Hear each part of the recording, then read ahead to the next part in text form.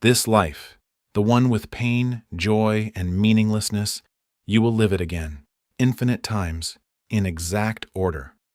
What do you feel? Nietzsche asked this question in 1882 and called it eternal return, the infinite recurrence of the same. It was a test. If this idea crushes you, you don't truly want the life you're living. These 7 films live inside that idea. Let's start. 寂しくないですか?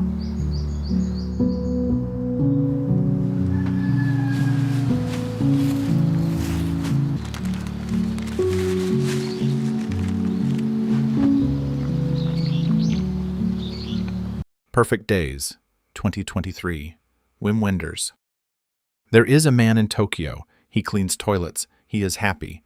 Every morning, same time, same cassette, same route, same tree, same work, same book, then sleep, then again.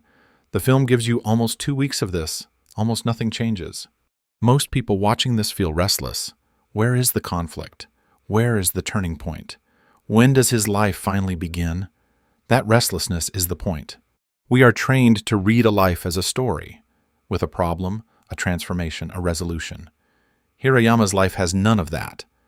And Wenders doesn't frame this as tragedy, he frames it as fullness.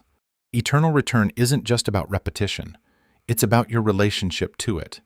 Nietzsche's test isn't whether your life repeats, it's whether you can want it to, not tolerate it, not survive it, want it. Every overlooked Tuesday, every task that leaves no trace, every moment that will never make it into any story worth telling. Wanting your life completely means wanting it without the consolation that it will eventually make sense. No redemption arc, no payoff. Just this, forever.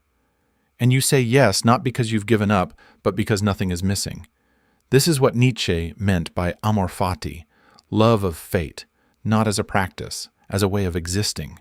Hirayama photographs the same tree every single day, not out of habit, out of attention. The light is never exactly the same. He notices. He is not waiting for anything better. There is no better. There is only this. He never feels the weight of Nietzsche's test. He already passed.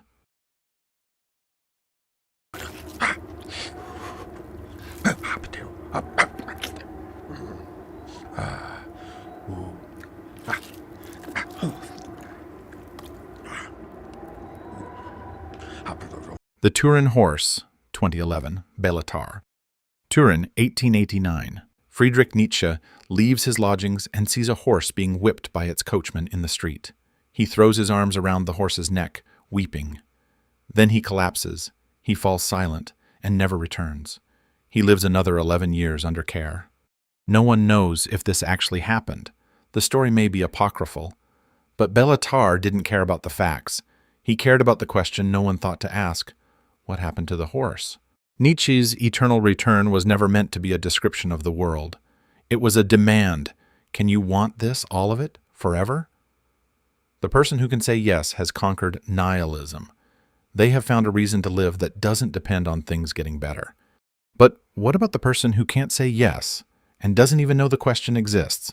The farmer and his daughter don't resist their lives. They don't suffer dramatically. They simply endure, without meaning, without progress, without the possibility of transformation. This is what Nietzsche feared most, not the person who looks at eternal return and says no, but the person who looks at it and feels nothing, who has never once asked whether their life is worth wanting. Tarr films this as slow extinction, not tragedy. Tragedy requires someone who understands what is being lost, just entropy.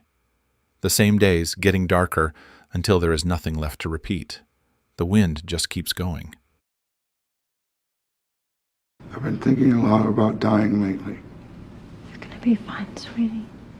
I appreciate that, Claire, but You are, you poor thing. you know, regardless of how this particular thing works itself out, I will be dying. And so will you. Synecdoche, New York, 2008. Charlie Kaufman. Caden Cottard is a theater director who receives a grant and decides to make the most honest play ever written. He rents a warehouse in New York, then a bigger one, then one large enough to contain an entire city. He spends the rest of his life building it. The play is about his life, so he hires actors to play himself, his ex-wife, his therapist, his lovers. Then he hires actors to play the actors. The set expands, the cast grows, decades pass, people age and die inside the warehouse. Caden keeps directing, keeps revising, keeps searching for the version that finally captures something true. He never finishes. He dies the moment he finally understands what the play should have been. This is eternal return as self-inflicted torture. Eternal return doesn't just ask whether you can endure your life, it asks whether you can want it, without the fantasy of a corrected version, without the belief that the next draft will finally be the true one. Caden never stops drafting. Every revision is a confession that the life he lived wasn't the one he wanted. Every new layer of the play is another refusal to say yes to what already was. He wanted his life as it should have been. He built an entire city out of that distance. Amor, Fati asks you to want your life as it is. Caden spent decades trying to find the version he could finally stand and ran out of time before he got there. He never found his way out of it.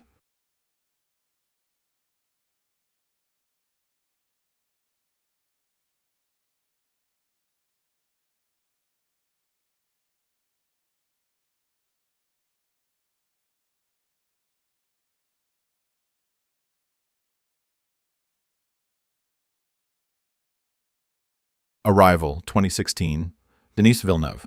Louise Banks is a linguist recruited to communicate with aliens who have landed on Earth. To understand them, she must learn their language. And their language does something to her.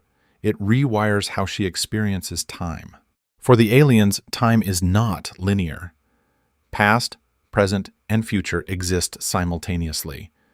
When Louise learns to think in their language, she inherits this perception. She begins to see her own future, her daughter, her marriage, her daughter's death, as clearly as she sees the present. She sees all of it, and she chooses it anyway. This is where Arrival becomes a Nietzschean film. Eternal Return doesn't ask whether you can survive your life not knowing what comes next. That's just living. And it asks something harder. If you knew every loss, every grief, every moment of suffering that was coming, would you still say yes? Would you choose this life with full knowledge of what it costs? Louise Moody knows her daughter will die young. She knows her marriage will fall apart, that Ian will leave her because she chose to have Hannah knowing what was coming, and he couldn't accept that. She knows she will end up alone, and she doesn't turn away from it. She walks toward it. Not because she has no choice, but because the love is worth the grief, because the life, whole and complete, is worth wanting. This is Amor Fati at its most conscious. Most people never get to see the full cost of their lives before agreeing to them. Louise sees it clearly and says yes anyway. Nietzsche's test is hardest when you can see exactly what you're agreeing to. Louise says yes. Je ne sais pas de quelle chambre vous parlez. Je n'ai jamais été avec vous dans aucune Je ne chambre. voulais pas vous souvenir. Parce que vous avez peur. Ne reconnaissez-vous pas non plus cette photographie? Last year at Marienbad, 1961, Alain Resnais. A man and a woman are in a grand, ornate hotel. The man insists they met last year, here, in Marienbad, that they had a relationship, that she promised to leave with him. The woman remembers nothing. He keeps insisting. The same scenes repeat, the same corridors, the same gardens, the same conversations, slightly different each time. Did they meet? Did anything happen? Was there ever a last year at Marienbad? Alain Resnais never answers. The film doesn't resolve. It just repeats. This is eternal return as formal structure, not a theme the film explores, but the very way the film is built. The past isn't something that happened and ended. It keeps returning, slightly altered, impossible to fix, impossible to escape. Memory and reality collapse into each other until the distinction stops mattering. Nietzsche's eternal return is usually read as a test of how you relate to your life. But there is a darker implication underneath it. What if the past never actually ends? What if every moment continues to exist, looping back, pressing against the present? The hotel in this film operates exactly like that. a place where time has stopped moving forward and everything just recurs. The characters are trapped not by choice but by the structure of time itself. The man keeps returning to the same memory, the same insistence, the same woman. The woman keeps failing to remember, or refusing to. Neither of them can leave the loop. Neither of them knows they're in one. This is eternal return without the philosophy, without Nietzsche's demand that you face it consciously and say yes. Just the loop itself, indifferent, continuing. فردا صبح که میای یه دوتا سنگریز وردا بنداز رو. من شاید خوابم برده باشه ولی زنده باشه. یه دوتا سنگریز وردا. 2 تا سهله 3 تا میزنم. آقای باقری. بله. میگم که شونا هم یه دوتا تکون بده کار دیگه. شاید زنده باشم. یادت نره قول دادی یا. سر ما میره قول ما نمیره خاطر جان باش. Taste of Cherry, 1997. Abbas Kiarostami. A man drives through the outskirts of Tehran looking for someone to help him die. He has already dug the hole. He just needs someone to come the next morning, check if he's dead, and cover him with dirt. If he's still alive, to pull him out. He stops people along the road and asks. Most refuse. A soldier flees. A seminary student argues. An older taxidermist agrees, but spends the entire drive trying to talk him out of it. Nobody asks why he wants to die. The film never tells us. This is where Taste of Cherry becomes a Nietzschean film, not despite that silence, but because of it. Nietzsche's eternal return is a test disguised as a question. Would you choose this life again? Infinite times? Without change? But the test only has weight if the person asking it is genuinely at the edge. Mr. Body is not performing despair. He has made a decision, dug a hole, and is now calmly arranging the logistics.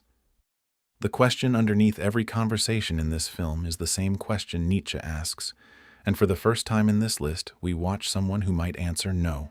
The taxidermist's argument is not philosophical. He doesn't quote Nietzsche. He tells Mr. Badi about the time he himself wanted to die, how he climbed a mulberry tree to hang himself, felt something soft under his hand, ate one, then another. Then the sun rose. Children passed by and asked him to shake the tree. He brought mulberries home to his wife. A mulberry saved his life. This is Amor Fati from the outside, not a philosophy, a plea. Whether Mr. Badi changes his mind, Kiarostami refuses to say. He walks to the hole as night falls. The screen goes dark, and then the film does something strange. Kiarostami himself appears with his crew, filming in daylight. The fiction dissolved. The question was never going to be answered. That was always the point. The question stays open. I'm a god. You're God. I'm a god. I'm not the god. I don't think. Because you survived a car wreck? Groundhog Day, 1993. Harold Ramis. Phil Connors is a cynical TV weatherman who gets trapped in a time loop. He relives the same day, February 2nd in Punxsutawney, Pennsylvania, over and over again. Nobody else remembers. Only Phil. What happens next is the most quietly Nietzschean arc in mainstream cinema. Phil stops trying to escape the loop and starts living inside it. He learns piano. He memorizes every person in town, their stories, their needs, their small daily crises. He helps them not because it changes anything, not because anyone will remember, but because the day is worth living well. He becomes, without ever reading a word of philosophy, exactly what Nietzsche meant by Amor Fati. This is the film's radical idea. The loop doesn't end because Phil fixes something external. It ends because he fixes his relationship to the day itself. He stops waiting for a different life and starts wanting the one he has, completely, without reservation. Nietzsche never described what passing the test looks like. He only described the test. Groundhog Day shows you what's on the other side. Nietzsche never offered comfort. He offered a test. These 7 films don't pass judgment on their characters. They just show you what the test looks like from the inside, what it costs to fail it, what it takes to pass it, and what it means to live so completely inside a single day that the question never even arises. The loop is always running. The only variable is you. Thank you for watching.